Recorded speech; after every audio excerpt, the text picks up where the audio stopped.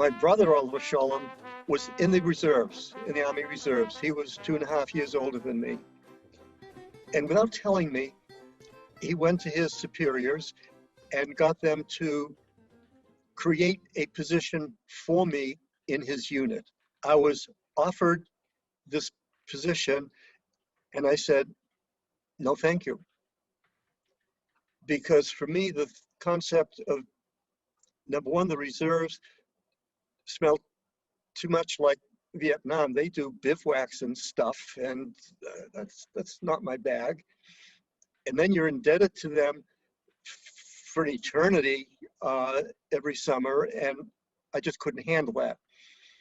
So I decided I was going to officer training school, and fortunately got in. Then my first Air Force duty station was out at Norton Air Force Base in San Bernardino, California. I was expecting I would spend 4 years in the Air Force and get out. I mean, Air Force and this Jewish guy, no way, no way. I went to officer training school because I was terrified of going to Vietnam.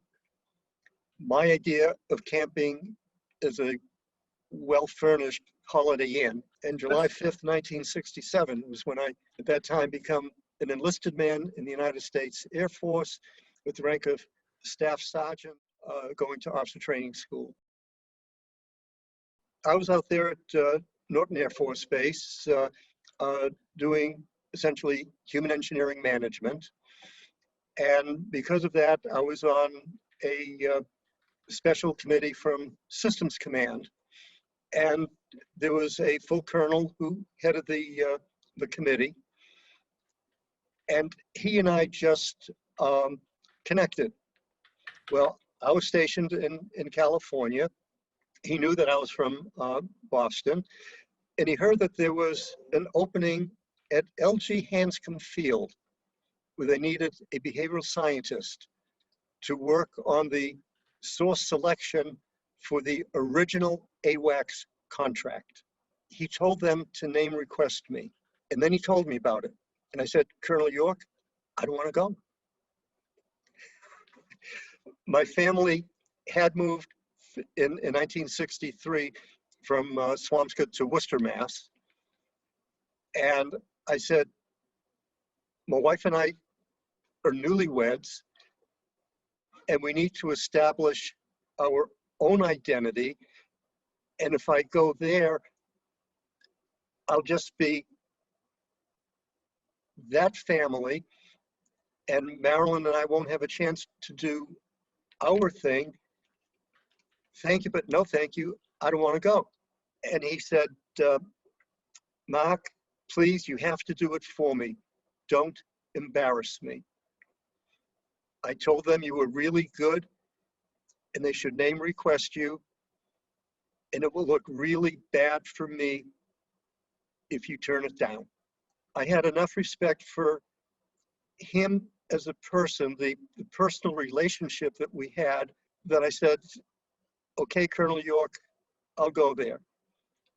So in the summer of '69, got transferred from San Bernardino to Bedford, Mass.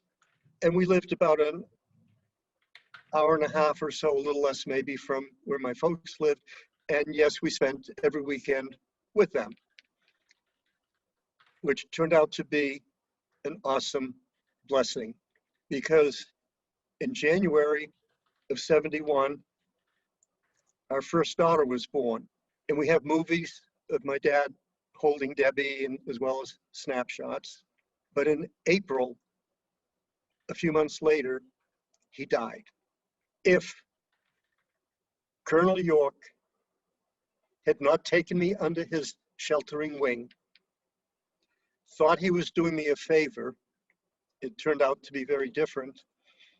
I tried to refuse it. If he had done that, my dad never would have held his granddaughter. He never would have seen her with his own eyes. We wouldn't have pictures, movies, and stills of him holding his granddaughter when she was a couple of months old. So the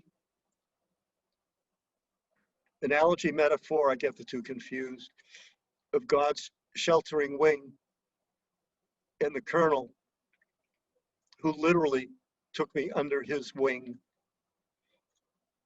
made it possible for my dad to hold his granddaughter. And I I don't have enough words in the universe to describe the significance